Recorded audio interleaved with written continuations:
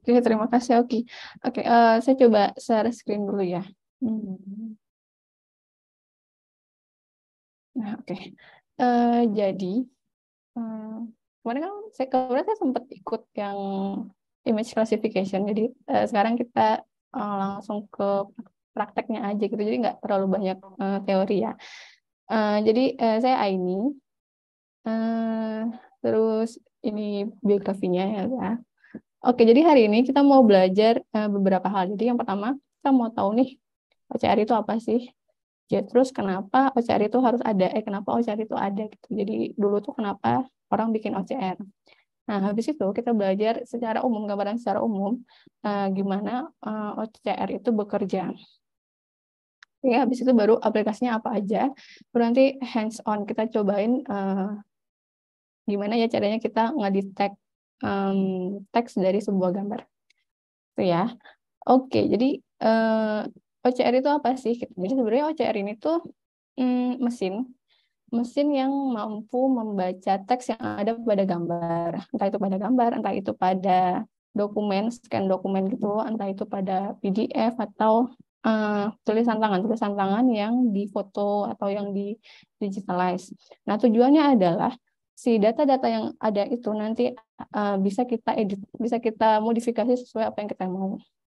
Entah itu mau dan dengan bisa mengedit si dokumen ini kita bisa ngambil misalnya oh kita mau ambil cuman summary dari apa dokumennya itu bisa nanti proses setelah OCR-nya berlangsung atau misalnya untuk melihat oh ini sebenarnya oh kita punya rekening orang-orang nih oh kita OCR-in terus dapat datanya itu bisa diolah misalnya kita mau nyari fraud-nya ada fraud atau enggak terus mau disimpan secara di dalam database atau enggak dan seterusnya.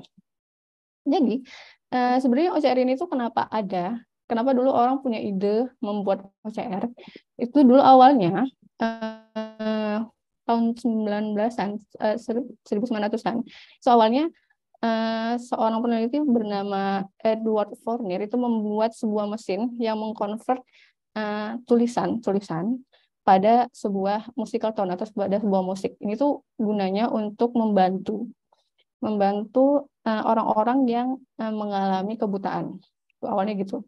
Tapi pada tahun itu dia baru mencoba untuk mengkonvert teks tersebut pada sebuah musical tone gitu, pada sebuah musik. Nah, dari sana baru orang berpikir, oh gimana ya caranya biar seorang yang mempunyai kekurangan penglihatan atau dia buta itu untuk bisa membaca sebuah karakter atau membaca buku. Nah, barulah itu pada tahun 1928 itu baru dibikin namanya reading machine dan ini pun dia juga baru per karakter dan per number. Itu kayak jadi dia convert karakter dan number dari sebuah gambar ke kertas gitu. Intinya gitu. Nah, ini yang di pojok kanan ini mesin pertamanya si Gustav Saussec. Nah, si Gustav ini dia tuh punya banyak banget paten yang 140-an itu udah dibeli sama IBM. Jadi gitu. Nah, barulah setelah itu berkembang terus dan yang pas waktu tahun 1928 ini itu baru per karakter. Nah, pas tahun 1974 ada seorang peneliti yang bisa membuat reading machine ini per word jadi per font.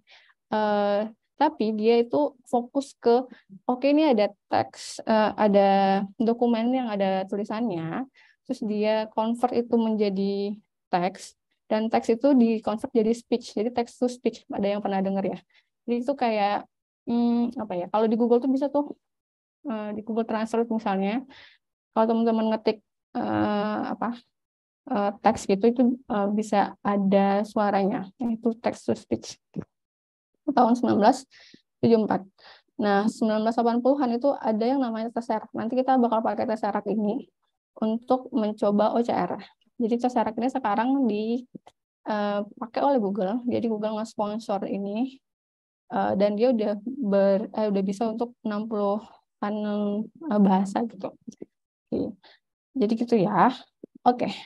Jadi sekarang gimana sih sebenarnya OCR ini bekerja?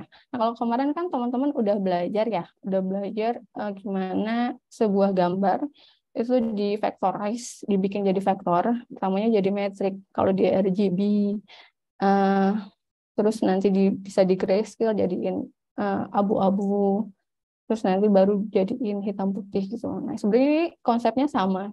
Eh, jadi pertama yang perlu kita lakukan adalah nge-vectorize si physical data. Misalnya kalau dokumen scan, berarti kita scan. Nah, nanti per scan itu hasilnya bisa PDF, bisa image, karena dua-duanya bisa dipakai untuk OCR. Nanti habis dari image-nya dibaca jadi vektor, terus kita convert pada ke versi hitam putih. Jadi dia harus hitam putih karena hitam putih itu memudahkan mesin untuk belajar. Itu. Oke, habis itu baru gimana cara text recognition-nya. Nah, ini tuh sebenarnya ada dua pendekatan. Yang pertama itu pattern recognition. Ini tuh mirip sama klasifikasi gambar biasa, mirip. Terus yang kedua itu feature recognition. Nanti saya coba jelasin satu-satu. Terus habis itu baru post processing. Post processing ini tuh kita convert si data itu menjadi sesuatu yang kita mau. Kalau misalnya kita mau bikin tabel dijadiin Excel atau jadiin CSV atau kita cuma butuh paragraf dan seterusnya. Oke. Kita masuk ke pre-processing. Ini contohnya gini. Misalnya saya punya satu gambar, tulisannya A ya, warnanya merah dan seterusnya. Terus pertama kita harus grayscale dulu. Grayscale kemarin udah belajar ya harusnya ya. Nanti kita coba lihat lagi. Ada grayscale. Nah, dari segi grayscale ini kita thresholding supaya menjadikan dia hitam putih. Jadi kita batasi nih, yang angkanya di atas berapa itu jadi hitam, angkanya di bawah berapa itu jadi putih atau sebaliknya gitu. Nah, tujuannya adalah gambar yang hitam putih ini akan dianalisa, di mana tuh yang gambar warna hitamnya, yang gelap itu diidentifikasi sebagai karakter. Terus yang terang, yang putih akan diidentifikasi sebagai background. Ini standarnya kayak gini ya. Terus yang nanti dari situ baru diprosesnya entah mau pakai fitur recognition atau pattern recognition. Nah, ini dia. Oke.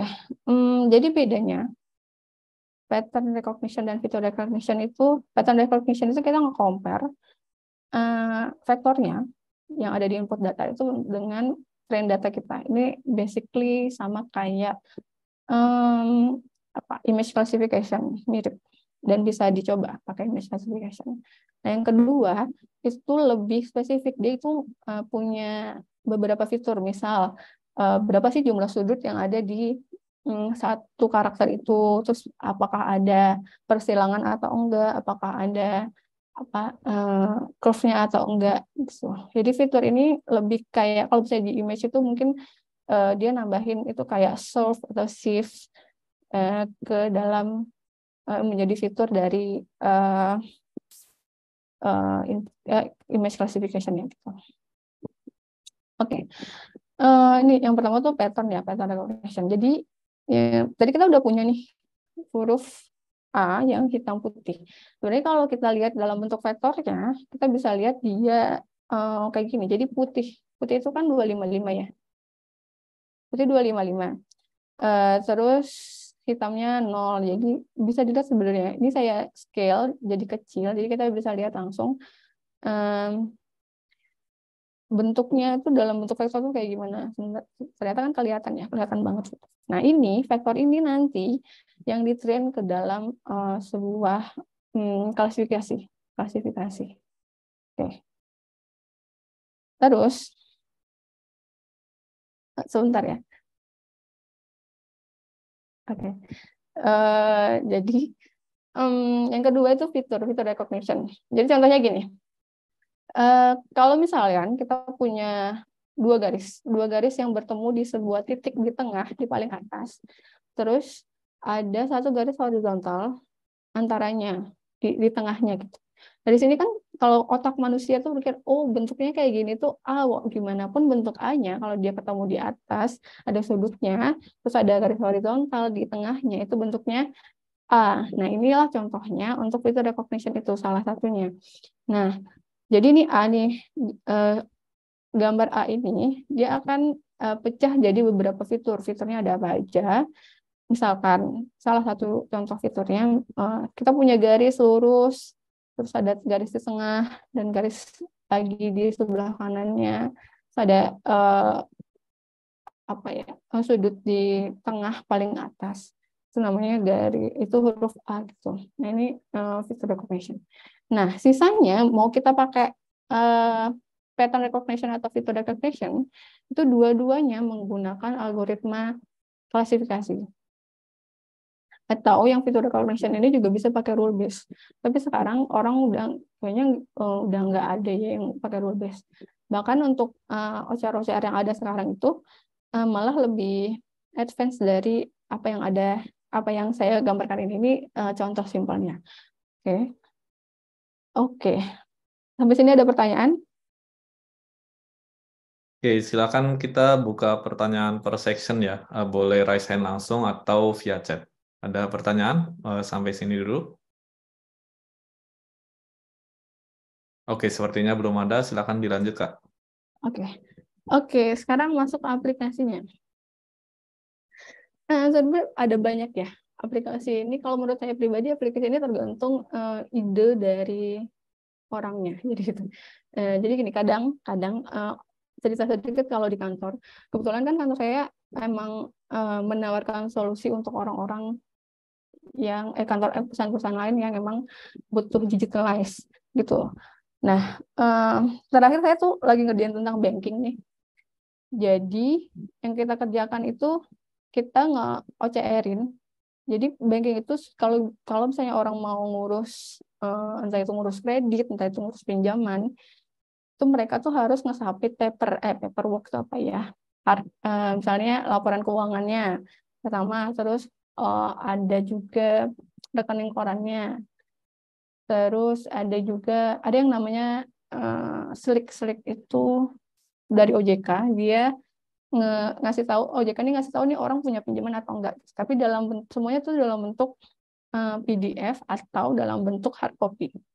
Nah, sampai sekarang salah satu bank ini itu dia masih menggunakan tenaga manusia untuk melakukan semuanya. Ya. Jadi orang tuh satu-satu tuh ngecekin nih, oh ini laporan keuangannya, satu-satu tuh dicek, satu-satu tuh dipindahin ke Excel. Oke. Nah, jadi perusahaan saya tuh perusahaan tempat saya bekerja itu ngasih ide ke banknya. Gimana kalau ini semua kita otomasi dari pengecekan OCR-nya, dari pengecekan ke atasan. Jadi kan ada step-stepnya ya. Jadi kayak harus analisa-nya udah ngeanalisa ini skornya berapa, terus nanti dia ngasih ke atasannya via email, biasanya via email. Ini skornya segini, menurut dia gini, terus nanti atasannya ngasih izin atau enggak dan seterusnya. Itu biasanya sekarang tuh masih via email tuh di bank tersebut. Nah sekarang perusahaan tempat saya bekerja itu menawarkan solusi itu. Jadi semuanya dibikin dalam satu sistem. Terus itu salah satu kegunaan untuk bank. Nah, yang lainnya, misalkan communication. Ada yang pernah coba Google Translate yang pakai gambar? Ada yang pernah coba? Oke, jadi kalau teman-teman install Google Translate nih, coba ya. Silakan kalau mau coba install Google Translate di HP. Itu ada pilihan untuk OCR. Jadi dulu saya sempat pakai ini. Waktu saya di Jepang itu saya nggak tahu ya. Saya Muslim gitu. Jadi saya nggak bisa baca bahasa Jepang. Jadi otomatis kalau mau beli apa-apa tuh bingung. Saya install Google Translate. Dari situ saya baca pakai Google Translate ini tuh kandungan makanannya apa gitu. Kalau teman-teman mau coba teman-teman install Google Translate-nya. Terus nanti bisa ada pilihan pakai kamera. Nah, itu bisa dia tuh bisa langsung ngedetect teksnya dan langsung translate. Tuh. Sebentar, saya coba ya, saya cobain ya. Bentar, saya stop saya. Oke. Nah, teman-teman juga bisa nyobain sebenarnya karena nggak susah. Kadang kita butuh untuk tahu nih bahasa apa ya kalau suatu saat teman-teman di luar negeri gitu ya.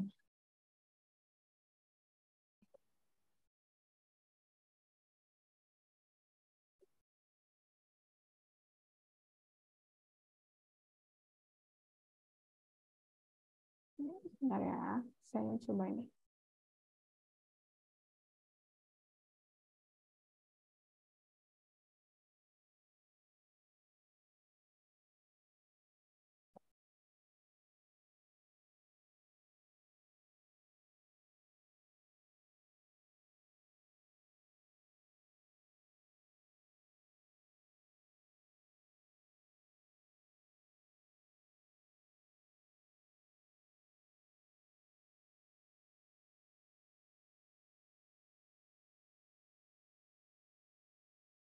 Oke, sebentar.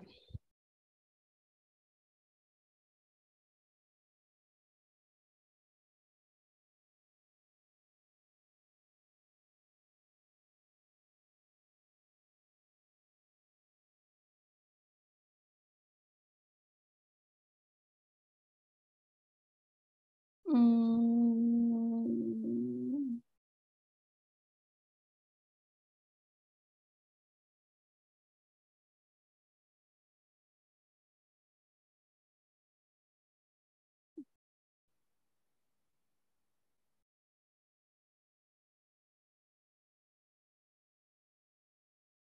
oke.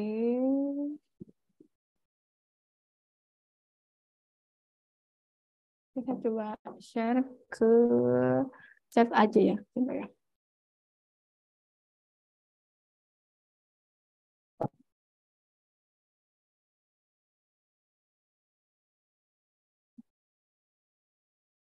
Hmm,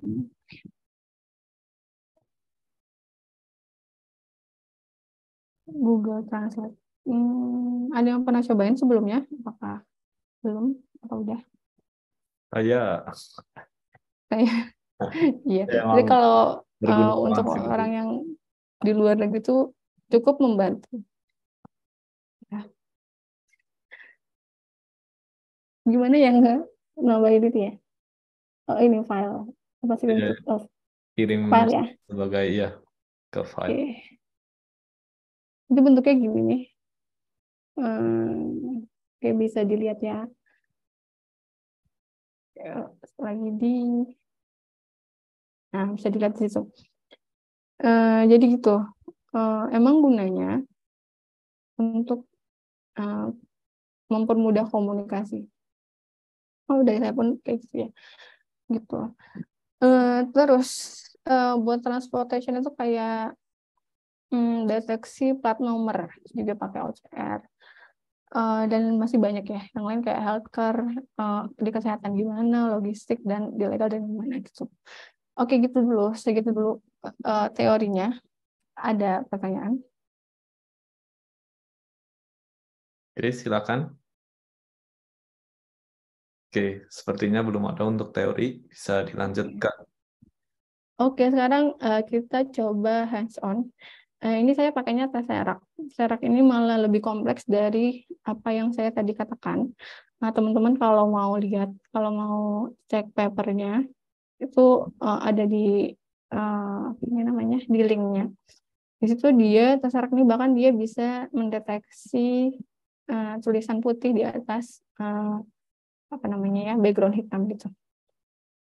Oke, kita lanjut ya. Aduh, saya belum. Ntar ya, saya ini dulu. Saya buka. Hmm, bentar. Buka Jupyternya dulu. Oke, teman-teman bisa cek dulu di Google Drive-nya. Bisa buka. hands-on-nya sama datanya. Bentar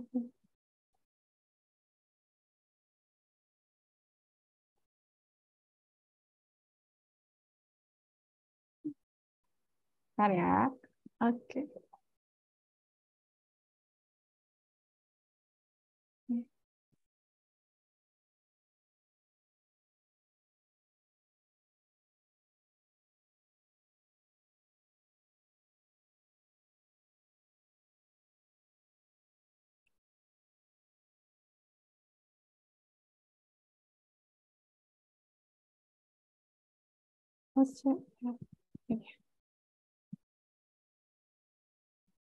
Bukan yang ini. Bentar.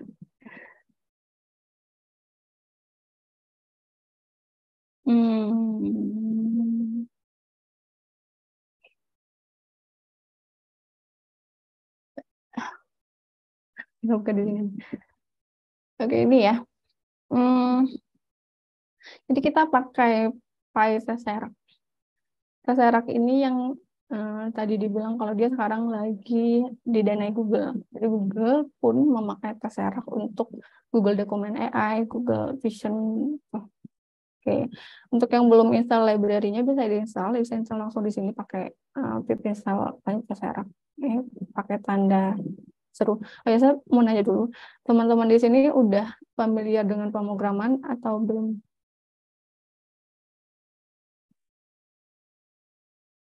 Udah familiar atau belum ya? Atau butuh dijelasin satu-satu? Sudah kebanyakan, cuma memang image-nya yang belum. Oh, gitu, oke. Jadi, beberapa library, kan kalau import ya, per library-nya, CV2 ini yang bisa dipakai, apa namanya, kayak lupa, ya CV2. Oke, nah, kita import library-nya. Kita coba pakai gambar yang tadi ya, yang gambar A. Yang gambar A. Oke, yang pertama, kita buka gambarnya. Ini ya, gambar A. Terus yang kedua, kita grayscale. Jadi dibikin jadi satu dimensi, satu channel. Kayak jadi grayscale kayak gini. Oke. Nah, jadi kayak kemarin kan udah diceritain ya sama Afif kemarin ya, kalau image CV2 itu dia pakainya BGR, jadi blue, green, red. Sementara ini saya PLT-nya pakai Matplotlib. Matplotlib itu dia RGB. Jadi kita perlu convert dulu dari BGR itu ke RGB-nya. Tuh, jadi di-convert. Jadi tiap nge-show image saya pakai ini biar gampang. Terus baru di thresholding. Thresholding ini sebenarnya secara umum tuh kayak kita ngebatasin nih nilai yang di bawah suatu threshold itu batasannya, itu dibentuk dikasih warna hitam, atau nilai yang di atas satu threshold itu dikasih warna putih. Gitu, gampang sih ya. Kalau udah pada biasa ngoding gitu. Nah, kalau kita mau lihat vektornya, kebetulan ini kan ukurannya besar ya, 200-an pixel shape ukurannya. Saya coba scale dulu biar bisa lihat bentuk dari vektornya. Kelihatannya sama sih ini. Kayak gini. 255 ini background-nya yang putih, yang 0 ini yang hitam. Oke, sekarang ini fungsinya udah bisa lah ya harusnya. Ini contohnya, ini contoh saya ambil dari posternya Langing tadi. Nih data aslinya dirubah jadi grayscale, baru dipertajam dengan thresholding. Jadi dia jadi hitam putih kayak gini. Oke, kayaknya ini cepet sih. Nah, si Tesseract itu dia punya configuration. Ada banyak. Tapi di sini kita coba pakai hanya default-nya aja. Jadi default-nya 3 ini. Dan di sini juga OCR engine-nya juga default-nya 3. Oke. Kita coba dari 2.1. Ini ya. Nah, ini di sini kan gampang ya sebenarnya. Jadi hasilnya langsung kelihatan teksnya apa. Karena di sini kita ngerubah gambar itu langsung jadi teks. Oke. Oke. Gambar langsung jadi teks. Oke. Gampang ya? Oke, kita coba lagi. Kita coba lagi untuk data yang kayak gini nih. Ini data sama itu yang dari poster juga. Nah, di sini sebenarnya kalau bentuk teksnya itu ada slice n-nya. Jadi dia beneran baca per baris. Jadi optical character slice n, recognition slice n. Slice n ini enter ya. Oke. Oke. Kadang tuh data yang kayak gini kita tuh perlu dibersihin gitu, perlu dirapihin. Nanti ada di post processingnya. Atau ada juga yang bentuknya, misal nih, mungkin kalau bentuknya itu satu paragraf doang, itu nggak terlalu susah ya. Untuk membersihkannya itu nggak susah. Untuk post processingnya nggak susah karena kita cuma butuh. Oh ya udah kita hilangin slide n-nya, terus dapat nih paragraf yang terbaca dan bisa disimpan itu. Nah ini kalau yang ada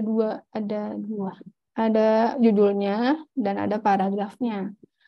Nah itu sama sebenarnya bentuk teksnya itu yaitu ada slice n-nya. Jadi tiap baris dia baca, ketemu baris baru pasti dia di enter gitu. Nah kalau gitu kan kita perlu bersihin ya. Kita coba bersihin. Ada satu jenis lagi. Saya biasanya pakainya yang ini, image to data. Isinya, kalau yang tadi image to string ini tuh cuman ngambil teksnya aja. Jadi kita cuman dapat teksnya aja. Sementara yang image to data ini tuh dapatnya nanti dictionary. Isinya ada teksnya, ada line number-nya, ini baris keberapa, kenapa ya? Ini baris keberapa, terus ini tuh page keberapa, kalau dia ada banyak page, terus ini tuh paragraf keberapa, nilai confidence-nya berapa. Nah, itu. Oke, kita coba lihat. Nah, ini contohnya yang tadi, datanya itu sebenarnya ada banyak nih. Ada levelnya, ada page number, block number, paragraph number, line number, word number. Terus left ini tuh koordinat X-nya. Jadi di X-nya tuh berapa untuk kata itu.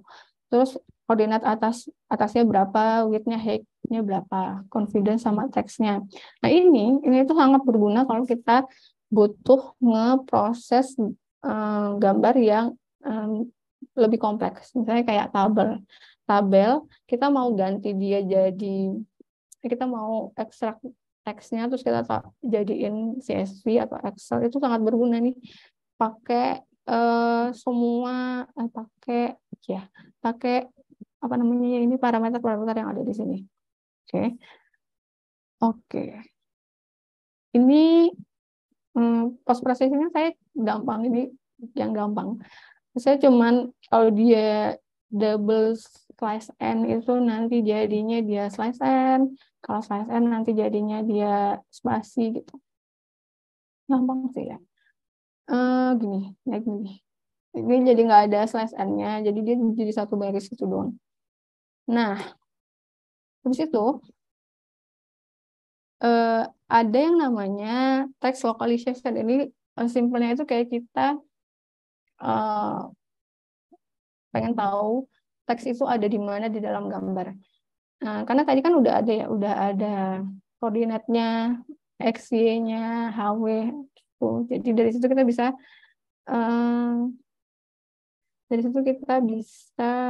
bikin bounding box. Ini coba ya. Sebenarnya kalau dari image classification itu mirip. Image classification itu juga bisa bikin bounding box karena dia juga ngedetect letaknya tuh gambarnya di mana gitu. Nah ini coba kita lihat ya. Di sini saya ada yang ini perlu dijelasin nggak ya atau mau dibaca sendiri ya? Gimana Ki? Udah pada ngerti apa? Kak, kita masih ada banyak waktu. Oh oke. Jadi gini, karena tadi kan kita punya ya data itu key-nya ada banyak nih. Di sini tuh tulisnya apa? Oke. Kan key-nya ada banyak ya.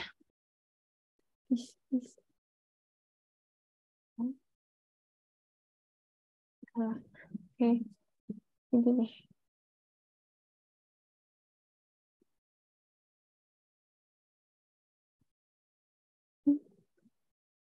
Saya salah ntar ya. Oh salah, iya iya betul salah.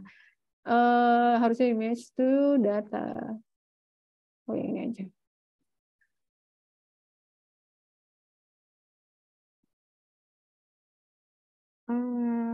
Jadi ada banyak ya case-nya. Dari sini itu yang dipakai untuk membuat bounding box-nya itu koordinatnya. Jadi X, ini X, Y, W, H. Tuh. Dari situ kita ambil satu-satu. Kita baca ini datanya apa. Terus untuk setiap hasilnya itu kita ambil satu-satu nih. X-nya berapa, Y-nya berapa, W-nya berapa, H-nya berapa. Dari sini terus teksnya ya. Teksnya yang diambil itu apa. Nah, di sini saya ambil confidence-nya karena biasanya teks itu kalau confidence-nya di bawah minimal tuh 70 confidence-nya. Kalau di bawah 70 tuh kemungkinan besar dia nggak bagus gitu. Tapi di sini kita pakai confidence threshold-nya 50. Jadi ketika confidence-nya si satu kata itu lebih kecil dari confidence threshold-nya, lebih besar dari confidence threshold-nya, baru kita ambil datanya itu. Nah, terus habis itu tinggal bikin sebuah kotak di gambar awal kita. Terus ini koordinatnya. Koordinatnya berarti X, Y, X plus bilang. Oke. Oke, dari sini kelihatan hasilnya gini. Ya, nah gini. Nah, ini teman-teman bisa lihat ya, dia recognition-nya itu nggak ke-detect karena dia confidence threshold-nya itu di bawah 50. Biasanya tuh terdeteksi. Nah, kalau misalnya kita ganti ini confidence threshold-nya, misalnya 20. Nah, ini masih belum ke-detect. Kita coba 10. Nah, ini ke-detect ya. Jadi itu confidence threshold dari batas confidence yang kita mau untuk si gambar OCR-nya. Oke, jadi gitu ya. So, ada yang bilang kalau Tesseract itu nggak bagus untuk gambar yang noise. Nah, seberapa besar noise yang mengganggu Tesseract ini? Sebenarnya untuk noise-noise sederhana, contohnya untuk gambar yang seperti ini tuh masih bisa didetek dengan baik sama Tesseract-nya karena kita melakukan pre-processing sebelumnya. Jadi yang didetek sama Tesseract-nya kan ini gambar aslinya paling atas, ini grayscale sama ini hasil dari thresholding. Jadi yang didetek sama Tesseract-nya itu gambar paling bawah. Jadi masih karena itu kan kalau kita langsung pakai gambar yang paling atas, kalau kita langsung pakai gambar asli tanpa pre-processing, itu hasilnya tuh bakal nggak bagus karena bisa jadi si lingkaran-lingkaran ini nanti terdeteksi sebagai sebuah karakter gitu. Kalau ini hasilnya ini masih bagus ya. Ini hasilnya, image to test ya. Ini teksnya. Terus kita coba gambar kedua. Ini ada gambar noise juga. Nah ini tuh sedikit mengganggu karena hasil dari pre-processing kita gambar yang ini itu masih ada noise-nya. Jadi ini jadi ada tanda strip, ada tanda titik karena dia kebaca sebagai sebuah karakter. Nah, ada satu lagi yang sebenarnya saya cobain dan nyoba buat nge-pre-processing, nge-blur dan seterusnya, tapi tetap nggak bisa, jadi saya tetap pakai ini. Ini nih, ini meme yang ada di poster. Ini pre-processingnya. Terus di bagian akhir itu masih kelihatan ini kayak gini, kayak gambar tangan ini tuh terdeteksi sebagai C. Jadi kalau kita lihat tulisannya pun masih banyak yang salah ya. Ini kayak gitu deh C. Ini tuh dari gambar tangan ini sebenarnya. Coba kalau kita cek dari ini kenapa ya sebentar. Kalau kita cek sebentar.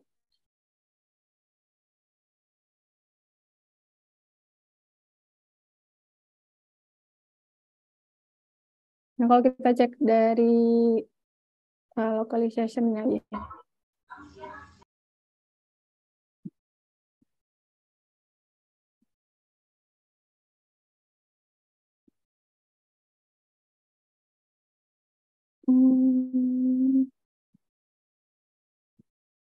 Saya coba bikin dulu aja.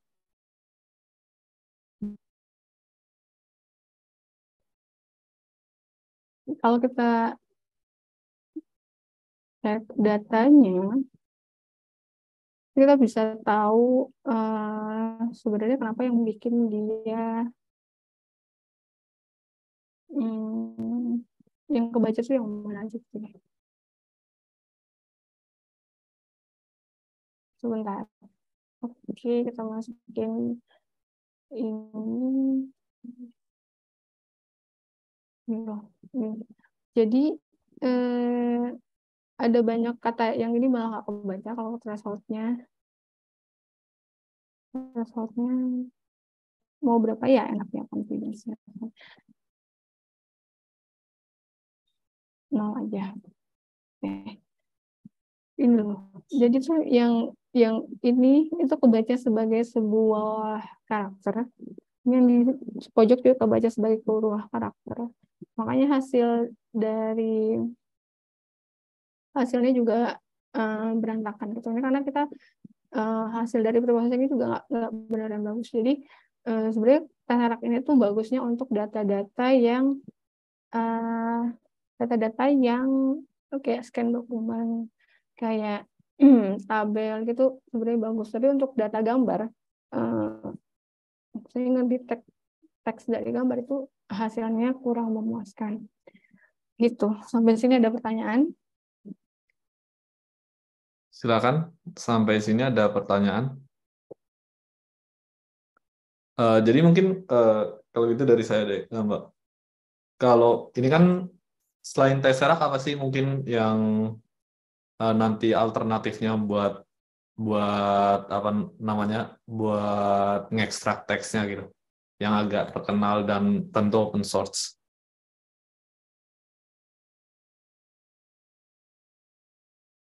Halo. Jadi kita lihat aja, saya jelasin sedikit. Oke. Nah, ini contoh lainnya. Gimana kalau yang kita punya itu tabel? Kalau tadi kan paragraf ya. Paragraf itu kita nggak perlu terlalu banyak post processing untuk dapat hasil yang memuaskan. Kalau tabel kayak gini, hasilnya emang mungkin tetap bagus ya. Kalau kita coba print teksnya kayak gini, hasilnya kayak gini nih. Jadi dia tetap dalam per baris kebaca. Tapi biasanya orang ngeproses tabel itu butuh data jadi yang bisa diolah. Dalam artian kita butuh hasilnya itu dalam bentuk CSV atau Excel, dalam bentuk tabel. Oke. Nah, ini kita manfaatkan parameter-parameter yang kita dapat dari image to data tadi. Paling gampang kita coba dulu nih pakai line number. Jadi kita anggap line number-nya itu udah sesuai sama block number-nya udah sesuai. Nah, caranya kalau ini cara saya. Kalau teman-teman nanti ini kan ini ya apa ya namanya, ide masing-masing orang, tapi kan sebenarnya tujuannya sama. Nah, dari sini saya ambil per block number-nya. Saya ini block number berapa, terus nanti kita lihat per line-nya. Oke, dari situ baru saya pisahkan. Kalau teman-teman lihat di sini, kita lihat nih jarak antara satu kata. Kalau kita cek isi dari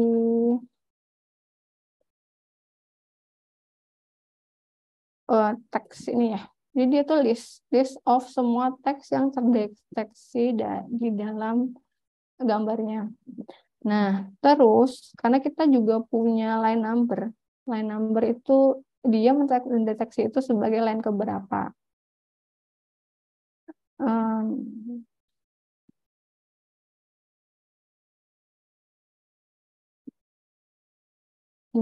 Nah, di sini kelihatan kalau sebenarnya itu ada beberapa blok.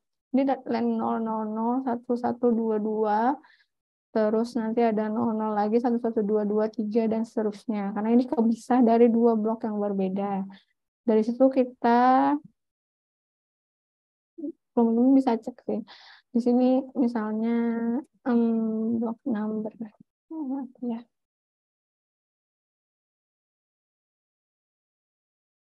Ini blok number nih. Ini satu blok. Satu blok itu artinya dia punya line sendiri. Line berarti yang 0 sampai 2 ini satu blok. Sisanya blok selanjutnya. Nah, saya pakai ini. Pakai blok dan line number-nya untuk mendeteksi dia berada di baris mana. Satu baris atau enggak. Habis itu kita juga bisa pakai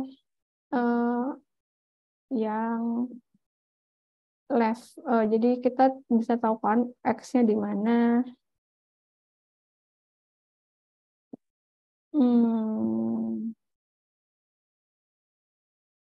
Nah, ini itu X-nya. Dalam artian dia awal dari kata itu berada di pixel keberapa. Itu. Nah, kalau saya idenya, itu saya coba ada left, ada X-nya, ada width-nya. Saya cek berapa jauh jarak dari satu karakter, satu word, satu kata, satu word ke word berikutnya. Nah, ketika dia word-nya itu masih dekat, gini, ketika ban sama sewa itu jarak katanya, selisih koordinat katanya itu dekat, itu dia berada di satu kolom yang sama. Kalau dia jaraknya jauh, gapnya jauh, berarti dia akan berada di kolom yang berbeda. Ini simple. Jadi kalau kita jalanin ya.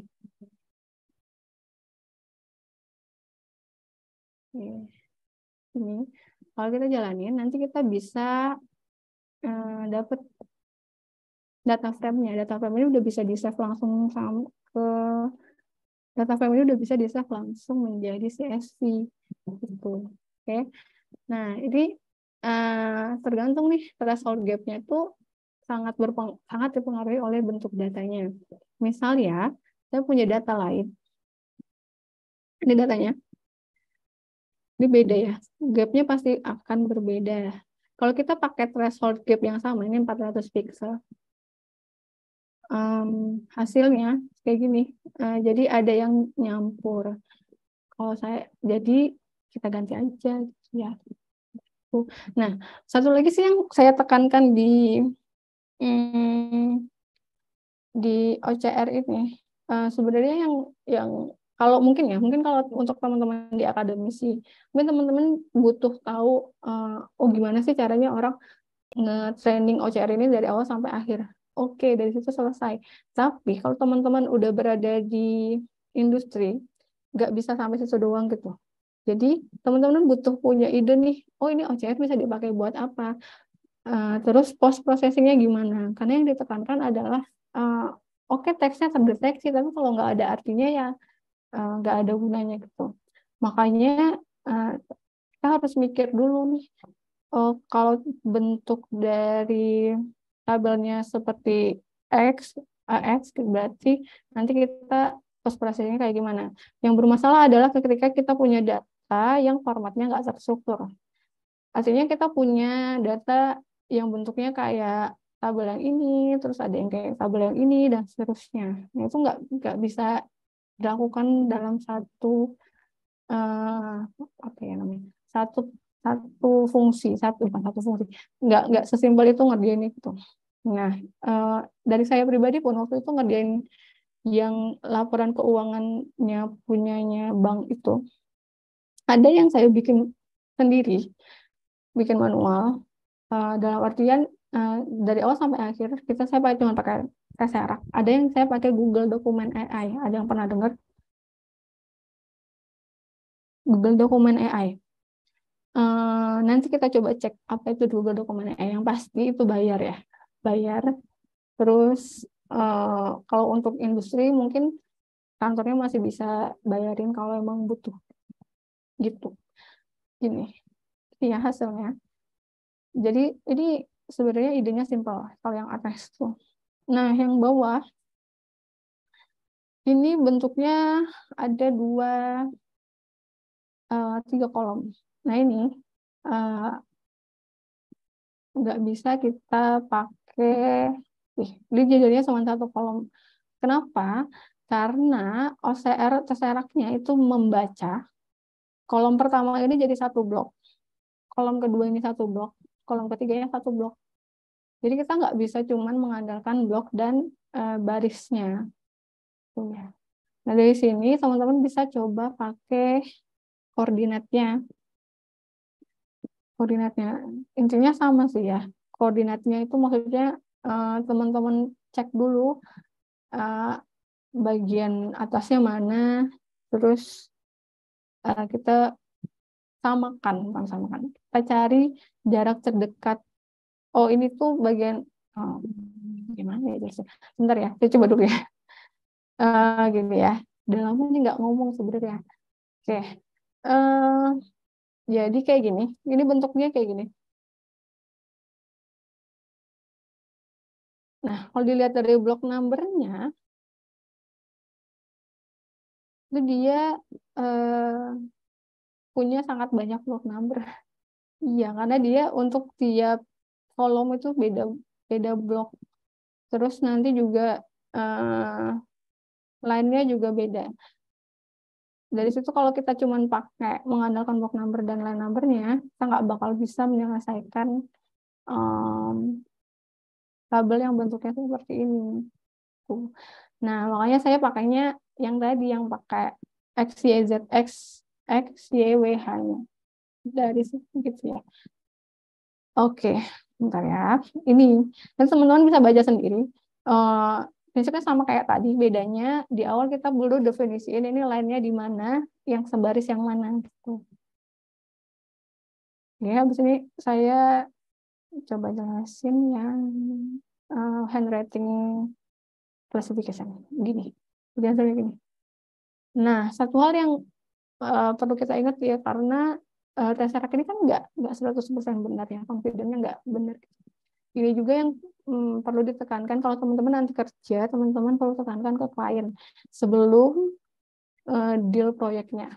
Kenapa? Karena klien itu nggak mau tahu kalau oh kan dari awal katanya bisa gitu. Tapi kan kadang ada kemungkinan error dari entah itu dari Tesseract-nya, entah itu dari Google Document AI-nya, entah itu dari apa yang kita bikin gitu. Karena ketika kita punya dokumen yang sangat beragam, kemungkinan kesalahan itu jadi lebih besar. Oke, ini bisa di-save ke tabelnya. Oke, di situ ada yang bertanya dulu. Oke, silakan. Ada yang mau ditanyakan?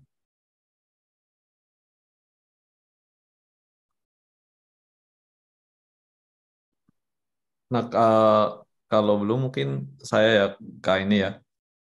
Jadi kalau kalau nah yang ini kan berarti dia di mapping gitu ya. Nah, berarti kayak misal nanti kita ada deteksi tambahan gitu ya. Jadi kalau dia misal kalau itu kan 2 non tuh. Terus asetnya berarti kita itu sebenarnya kayak kolom tambahan aja kayak nanti kita punya section dan subsection gitu ya. Kalau kita mapping ke dictionary gitu ya. Jadi key sama sub key gitu ya. Betul. Kadang yang kalau yang dari saya kerjain sebelumnya, mereka tuh nggak butuh nih yang nggak ada angkanya. karena nggak ada meaningnya buat mereka gitu loh. Jadi biasanya yang dibutuhin itu misalnya total ekuitas nih ada angkanya yang bisa diproses yang mereka butuhin. Jadi mereka nggak terlalu peduli nih kadang aset tuh masuk kemana, yang ini tuh angkanya berapa, itu kan cuman ya subsectionnya doang gitu. Oke. Oke, ada pertanyaan nih Kak Mhm. dari Kak Devaldi. Untuk menentukan nilai confidence sebaiknya bagaimana ya Kak? Apakah semakin kecil semakin baik atau sebaliknya? Oke, jadi confidence itu secara umum itu selalu makin besar makin bagus. Nah, kebetulan si Tesseract ini tuh confidence-nya dari 0 sampai 100. Kadang kan orang confidence ada yang dari 0 sampai 1. Jadi makin besar makin bagus. Makanya ketika kita kasih threshold yang besar, teks yang terdeteksi itu makin dikit. Tapi kalau kita confidence-nya 0 gitu, semuanya bisa terdeteksi sama dia, walaupun tapi hasilnya jadi nggak bagus gitu loh. Confidence gitu, beda sama error ya. Ada juga yang orang itu error. Kalau error kan makin kecil makin bagus gitu. Itu sih simpelnya ya.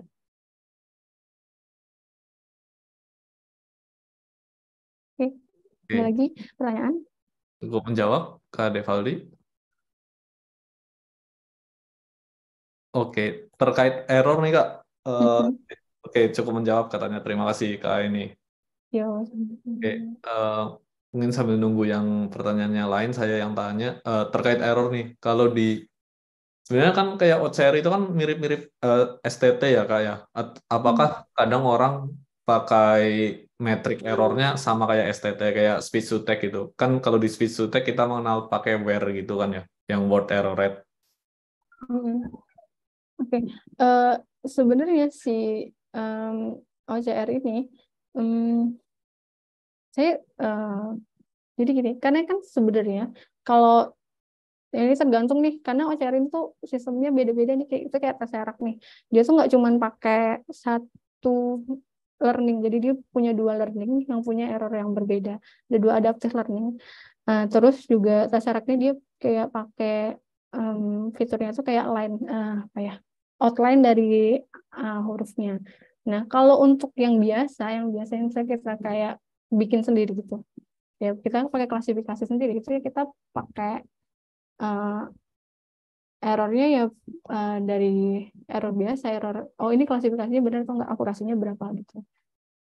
Kalau yang ini saya sih belum pernah tahu kalau dia um, enggak, saya belum pernah baca ngitung errornya gimana gitu. Oke. Oke, terima kasih Kak ini. Oke, ada yang lain sebelum dilanjut?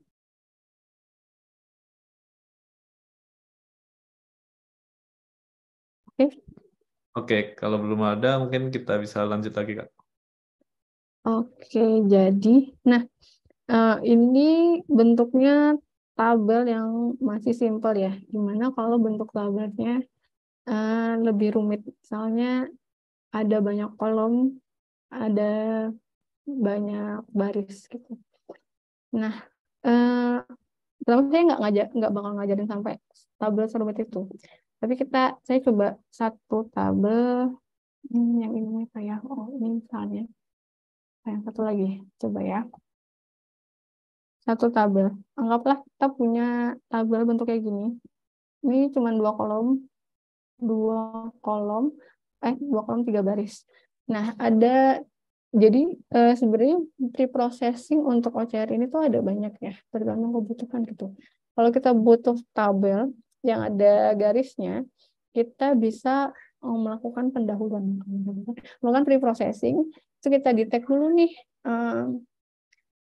ada boxnya tuh yang ada di tabel itu ada berapa, ada yang mana aja. Habis itu kita crop sesuai dengan kontur rectangle, sesuai dengan box yang terdeteksi.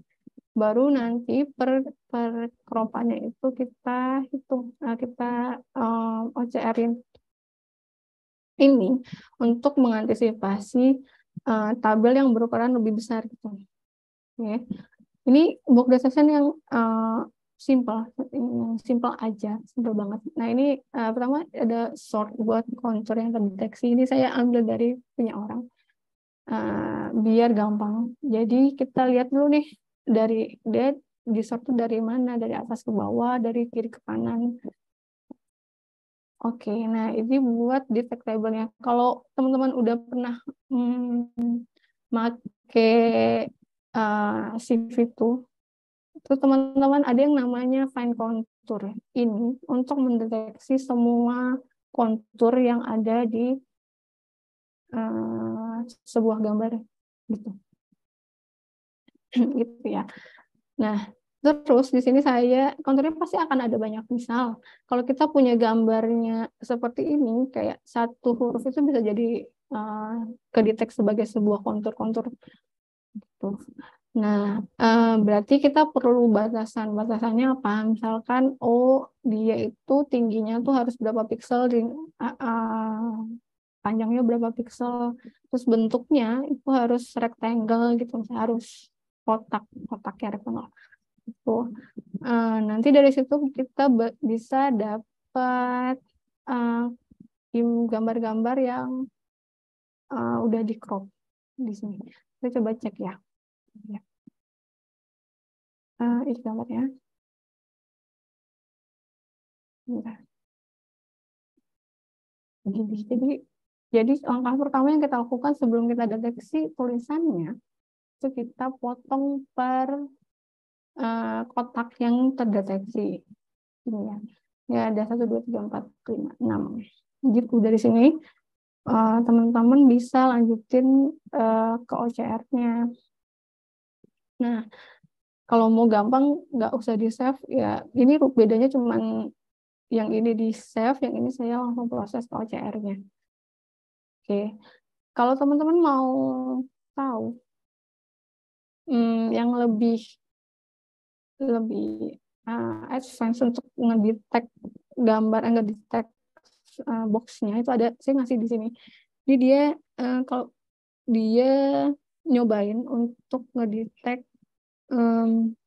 tulisan dari sebuah tabel yang kayak gini, kayak gini. Nah kalau ini kita langsung pakai teks-teksnya tuh nggak kebaca dengan benar gitu. Ini yang terdeteksi, ini bisa nyambung, ini kotak yang besar dan seterusnya. Nah ini fungsinya, makanya dari situ kita butuh di awal tuh buat kita ambil dulu nih per kotak, baru nanti kita detect teksnya. Nah, kalau lihat dari sini, coba ya, ini cukup menarik nih, orangnya bikin visualisasinya cukup menarik. Oh ini loh teman-teman, ada yang nggak kelihatan. Jadi gini, jadi dia sebenarnya ini per kotak ini, teman kelihatan nggak ya ini jalan per kotak ini, dia tuh potong dulu per kotaknya, baru dari situ dia detect angkanya gitu. Ini teksnya kelihatan gitu. Nanti kalau teman-teman mau belajar lebih jauh bisa dilihat dari situ, saya kasih di situ karena nggak mungkin dijelasin dari awal sampai akhir. Oke. Gitu ya. Nah, oh ya tadi saya lupa nih, kan kadang tuh kebanyakan scan dokumen tuh bentuknya PDF. Ada yang namanya PDF to image. Ini gampang pakainya. Tinggal di convert, terus nanti kita langsung bisa pakai image yang ada di sini untuk di OCR ini gitu. Nah, sebenarnya materinya sampai situ. Ada pertanyaan?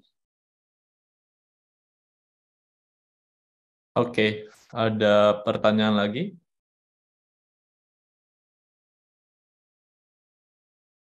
Oke, nah mungkin yang PDF to image. Nah, kalau ini berarti kalau PDF-nya, karena PDF itu kan kalau nggak salah ada 2 jenis kan ya, yang benar-benar jadi image, yang istilahnya di flatten kan, atau yang kalau dari latex gitu kan. Kalau dari latex itu sebenarnya dia OCR atau dia ngekstrak, atau dia masih kesimpan teksnya sih Kak? Latex ya. Aku nggak tahu sih kalau kayak gini, kayak Adobe, tahu Adobe ya, Adobe Acrobat. Nah, Adobe itu dia juga, kita kan bisa ngedit Adobe ya, karena mereka juga punya sistem OCR di dalamnya gitu. Nah, kemungkinan besar juga, aku nggak tahu nih latex sih, kemungkinan besar juga latex tuh bentuknya kayak gitu gitu. Oke. Oh iya, karena Adobe itu dia ada satu layanan, yaitu dia kita nge-scan dan nge-ekstrak isi teksnya. Nah, di Adobe sendiri kalau kita bayar yang premium itu kita bisa edit PDF-nya. Oke. Kalau Adobe tuh kalau nggak salah pernah nyoba juga itu berarti dia ngedetek bounding box-nya dulu kan ya. Soalnya dia kalau kayak dikotak-kotakin dulu kan sama si Adobe-nya. Kalau kita lagi pakai apps-nya tuh kalau nggak salah. Berarti Sebenarnya jadi gini, si OCR ini tuh ngedeteknya, saya coba buka ini ya, si Tesseract.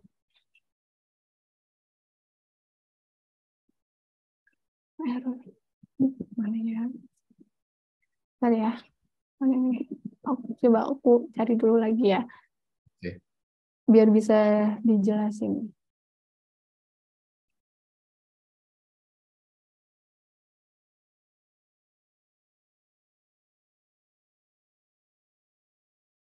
Tesseract.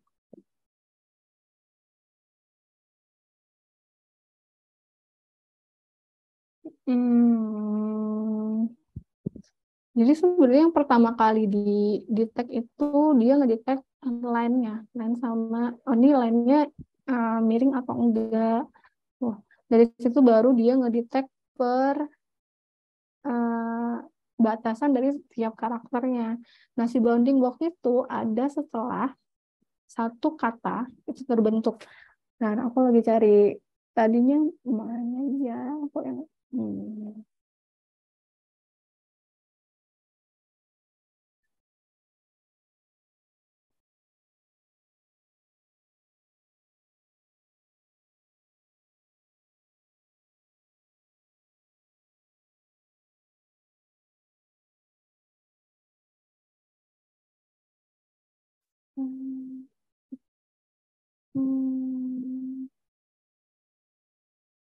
Oke, sambil menunggu Kak ini, kita mau infokan nih ke teman-teman yang membutuhkan e-certificate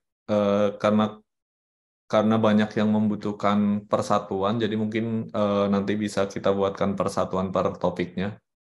Nah, nanti akan dikirim link presensi ya sama bukti share-nya. Kan kita minta bantuan teman-teman buat meramaikan dengan share, baik itu repost atau dibuat story.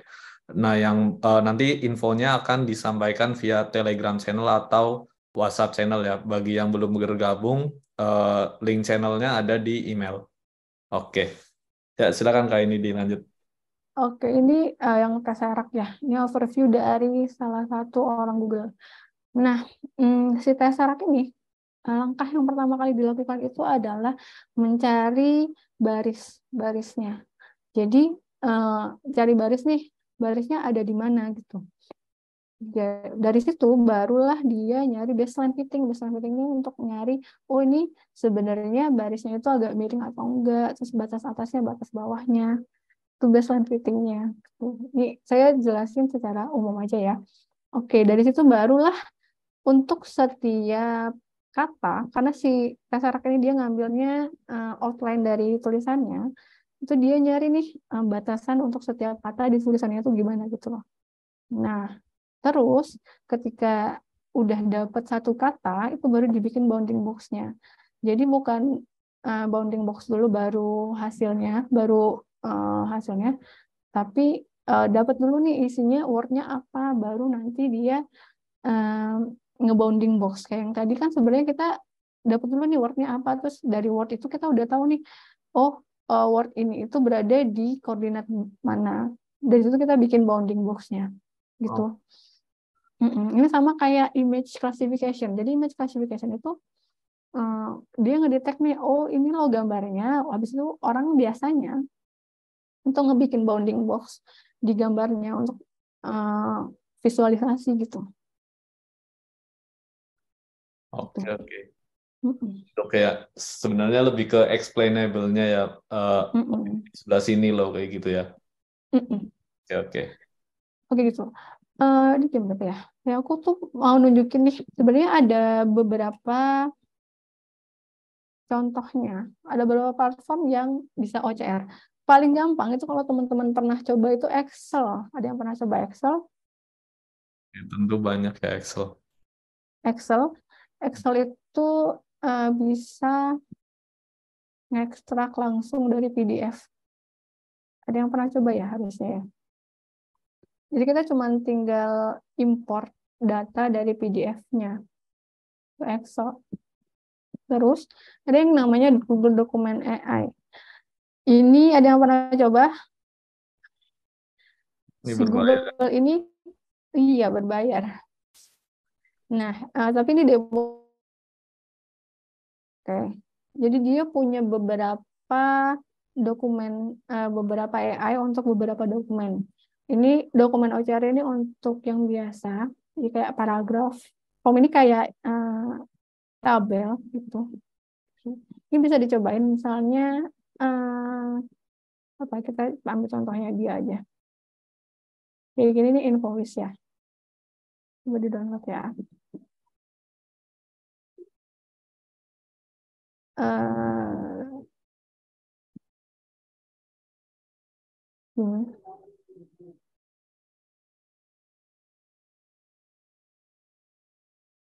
Ini Google Dokumen AI. Nah, jadi si Google ini dia ngedetek key value pair, jadi key-nya yang mana, value-nya yang mana. Itu kayak eh, ini dari siapa, invoice-nya nomor berapa, komponennya apa, dan seterusnya. Terus dia juga bisa ngedetek table. Nah, masalahnya table itu apa ya? Nggak semua, jadi gini, nggak semua yang kita anggap harusnya bisa dari situ terdeteksi dengan baik. Jadi gitu. Bisa dicobain kalau teman-teman coba. Cuman kalau menurut saya pribadi sih hasilnya tuh bagus untuk data-data luar negeri gitu, kayak invoice-nya invoice luar negeri, atau ya itu driver license-nya juga driver license luar negeri. Nah dia tapi juga punya uh, apa ya custom dokumen gitu, jadi kita bisa nge-train dokumen kita sendiri di Google Dokumen AI gitu. Nah sisanya sama nih kayak Nanonas ini bentuknya sama kayak Google.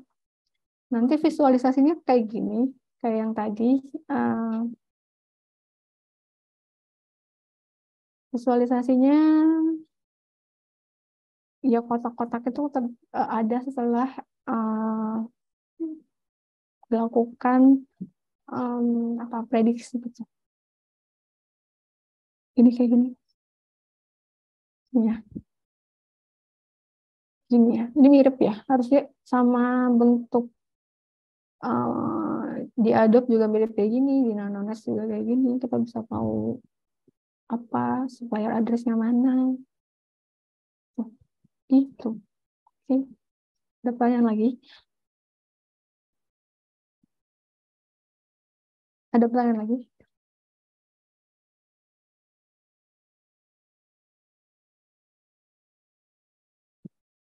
Oh, sorry saya mute. Oke, ada pertanyaan lagi? Oke, Oke, kalau sudah tidak ada pertanyaan lagi, mungkin bisa kita cukupkan ya. Berarti udah semua ya Kak ini untuk udah. materi ini. Kalau paling ini ya, kalau teman-teman penasaran sama eh, apa ya? Kalau teman-teman penasaran sama gimana sih prosesnya handwriting ini, handwriting eh, apa ya, ngedetek sebuah handwriting apa tulisan tangan. Sebenarnya ini ada data dari Kaggle. Terus ini ada di Kaggle tuh biasanya dia nyediai orang tuh biasanya nge-submit. Kalau teman-teman buka ini terus mirip banget sama eh, apa sih yang teman-teman pelajarin kemarin. Jadi kayak kita ngeklasifikasi em, klasifikasi apa namanya tulisan tangan orang gitu. Jadi sama sama banget. Em, Misalnya ini data trainingnya itu bentuknya tulisan tangan orang. Terus di train tetap sama, kayak kita bikin apa namanya labelnya apa, gambarnya nanti di train. Kerennya kalau di sini dia pakainya ini eh, CNN, CNN juga sama ya, sama kayak yang kemarin harusnya ya, sama ya mirip harusnya. Terus nanti di train dari situ juga dia bisa langsung oh ini misalnya kayak gini. Ini akurasinya berapa, validasi akurasinya berapa, yang kemarin ini validasi apa gitu ya. Jadi sama teman-teman bisa cek di sini kalau buat ngelihat sebenarnya gimana orang ngedeteksi tulisan tangan orang lain gitu.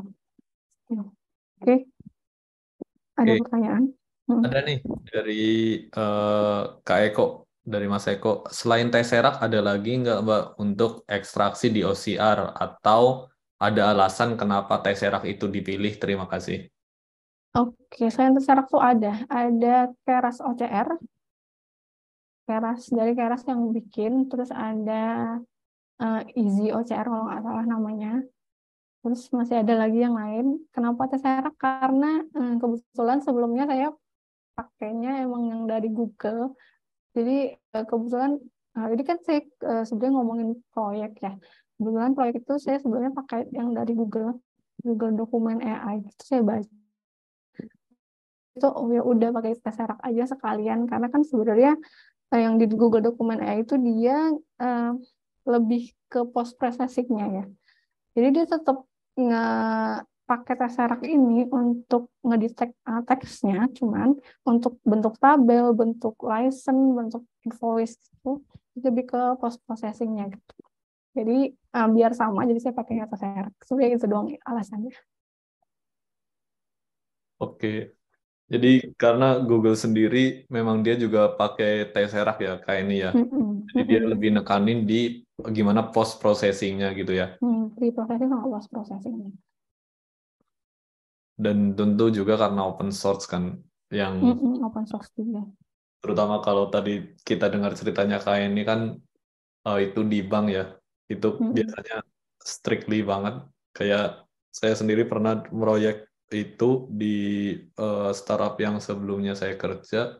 Jadi dia biasanya karena kebentur ISO kan kayak training aja Mm-mm. harus di servernya mereka, nggak boleh Mm-mm. diulang datanya. Nah, itu betul. Makanya untuk yang saya kerjain sebelumnya itu sebenarnya datanya dari data laporan keuangan tuh diambilnya dari Google gitu, dari Hmm. data publik aja. Terus yang emang mereka nggak bisa nge-share datanya itu data slik, slik itu data apa ya pinjaman seseorang. Jadi OJK itu punya data, oh ini orang pinjam di bank mana aja, dia nunggak atau enggak. Itu nggak bisa di training karena mereka nggak ngasih datanya. Otomatis ya kita bikin manual gitu, nggak bisa uh, pakai Google Dokumen AI atau pakai yang lain karena di sana kan kita butuh training ulang ya, butuh app training gitu. Oke. Mm-mm. Menarik banget nih, sekalian juga cerita pengalaman. Terima kasih Kak ini.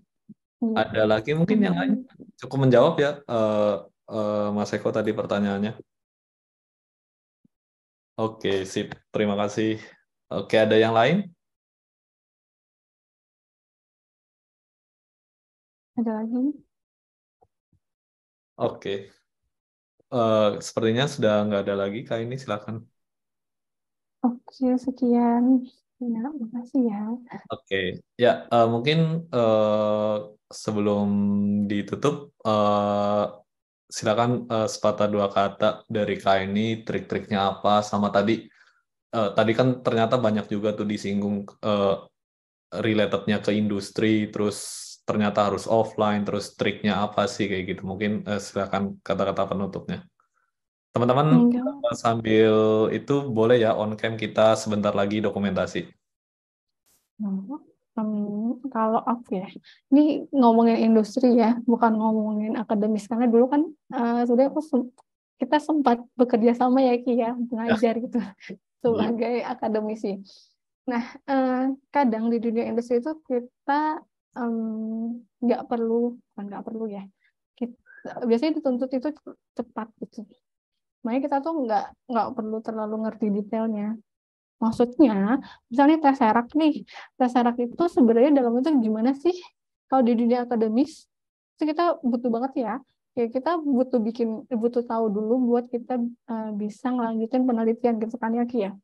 Mm-mm. Nah kalau di di praktikalnya, sih kita nggak bisa kayak gitu. Karena kalau kayak gitu, biasanya teman-teman kita tuh nggak bakal selesai sesuai deadline-nya. Nah, untuk bisa uh, berkembang dalam artian ya teman-teman nggak selalu jadi bawahan, nggak selalu jadi apa namanya, Saat ini. ya, ya gitu. Aduh, pokoknya gimana ya. Kalau yang emang pengen naik jabatan gitu ya biasanya ya, itu bukan dengan kerja keras doang gitu, tapi gimana teman-teman ngelihat big picture dari sebuah masalah. Oh ini masalah kira-kira bisa pakai apa ya? Bilang juga, oh ini bisa atau enggak? Itu kita bisa tahu karena kita punya pengetahuan. Tapi nggak pengetahuan detail gitu. Nah, oh mungkin bisa pakai ini. Oke, kamu kerjain ya gitu misalnya gitu ya. Misalnya gitu. Nah gitu. Kalau dari saya sih gitu ya. Oke. Kayak kayak tadi juga menarik banget ya, ternyata oh kita tuh nggak harus loh pakai deep learning dan lain-lain. Ternyata udah ada nih, tinggal justru ngebagusinya di post processingnya aja gitu ya. Betul. Karena kalau di kantor saya tuh namanya kita tuh nggak boleh reinvent the wheel. Ini orang udah bikin ya udah pakai aja gitu. Itu kalau untuk praktikal ya. Oke, sekali lagi terima kasih banget Kak Aini sudah menyiapkan materinya termasuk hands-on-nya yang nanti insya Allah kita bisa eh, praktikan kembali karena udah dibantu banget, udah dibentuk function-function jadi tinggal dicoba. Eh, Sekali lagi terima kasih kepada Kak Aini. Dan tidak lupa juga kita ucapkan terima kasih nih ke teman-teman sekalian yang sudah hadir di sini, menyempatkan waktunya untuk kita belajar bersama. Oke, mungkin itu dulu dari kami. Kurang lebihnya mohon maaf. Wassalamualaikum warahmatullahi wabarakatuh. Sampai jumpa. Terima kasih.